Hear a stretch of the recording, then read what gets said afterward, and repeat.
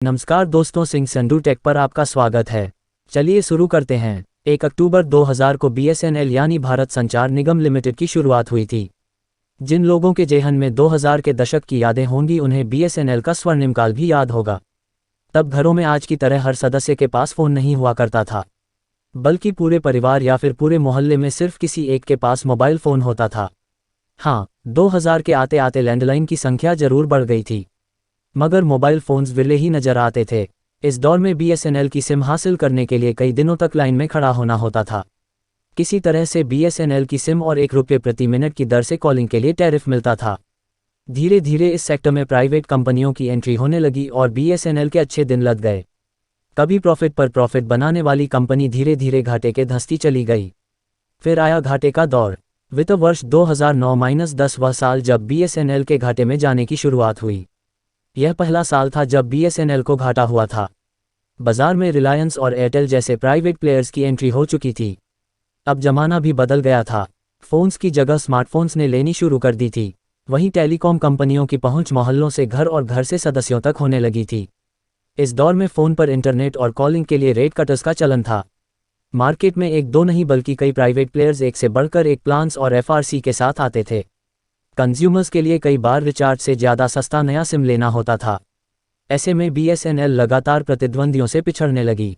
वित्त वर्ष 2009-10 से शुरू हुआ बीएसएनएल के घाटे का दौर अब तक नहीं रुका और अब हालत कंपनी को बचाने पर आ पड़ी है।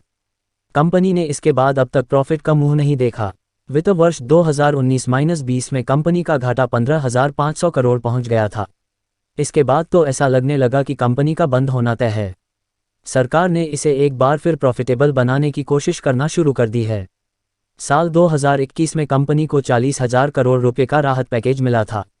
इसमें से आधी राशि शॉर्ट टर्म कर्ज को भरने में चली गई। साल 2022 में सरकार ने एक बार बीएसएनएल को राहत पैकेज दिया है।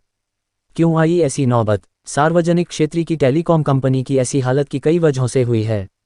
इसमें बड़ी भूमिका लालफीताशाही और धीरे धीरे लिए गए फैसलों की है। साल 2021 से पहले कंपनी का ज़्यादातर खर्च कर्मचारियों पर होता था। लगभग 55 से 60% कंपनी का एक्सपेंडिचर इसमें ही जाता था। साल 2016 में जियो के आने के बाद टेलीकॉम इंडस्ट्री में बहुत बड़ा बदलाव हुआ। 4G नेटवर्क का तेज़ी से विस्तार हुआ और लोगों का फोकस इंटरनेट पर पहुंच गया। जहां टेलीकॉम इंडस्ट्री में पहले रेट कटर और लो कॉलिंग चार्ज वाले प्लान्स का बोलबाला था, वहां अब 4G डेटा और OTT बंडल्स आ गए।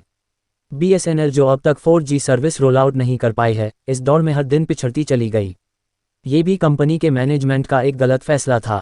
जहां सभी कंपनियों ने 4G पर दांव खेला, बीएसएनएल के पास इस सेगमेंट में कुछ भी नहीं था।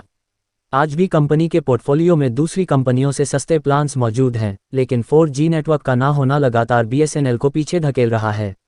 जहां दूसरी टेलीकॉम कंपनियां 5G स्पेक्ट्रम रेस में शामिल हैं, वहीं बीएसएनएल 4G की शुरुआत नहीं हो पाई है। 4G सर्विस रोलआउट इस साल के अंत तक होना था, लेकिन हाल में आई एक रिपोर्ट में यह समय और बढ़ गया है। रिपोर्ट की माने बीएसएनएल 4G का इंतजार अभी भी 18 से 24 महीने का होगा।